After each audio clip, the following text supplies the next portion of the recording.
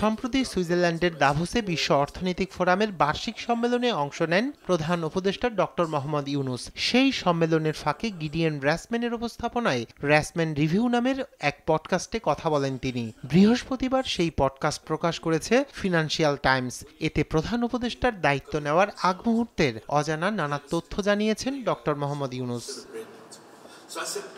মোহাম্মদ ইউনূস ওই পডকাস্টে আরো বলেন, ছাত্ররা দল গঠন করবে, এ লক্ষ্যে তারা দেশ জুড়ে লোকজনকে সংগঠিত করছে বলেও জানান তিনি। একটি সম্ভাবনা হলো ছাত্ররা নিজেরাই একটি দল গঠন করবে। তাদের খারাপ কোনো কিছুর সঙ্গে সংস্পর্শ নেই বা নিজেদের রাজনৈতিক আখের গোছানোর ব্যক্তিগত আকাঙ্ক্ষা নেই।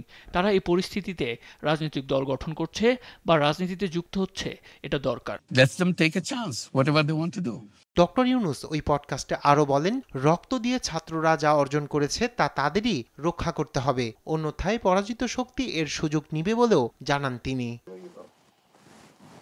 পডকাস্টে বাংলাদেশের আগামী জাতীয় নির্বাচন নিয়ে এক প্রশ্নের জবাবে অধ্যাপক মোহাম্মদ ইউনূস বলেন, তিনি নির্বাচনের সম্ভাব্য যে দুটি সময়ের কথা বলেছেন তা ভালো সময়, কারণ তিনি জাতীয় ঐক্য ধরে রেখেছেন এবং এর থেকে বিচ্যুত হতে চান না বলেও দৃঢ় প্রত্যয় ব্যক্ত করেন ডক্টর ইউনূস। রায়হান কবি শুভ্র, নিউজ ডেস্ক, দেশ TV. To do anything they want.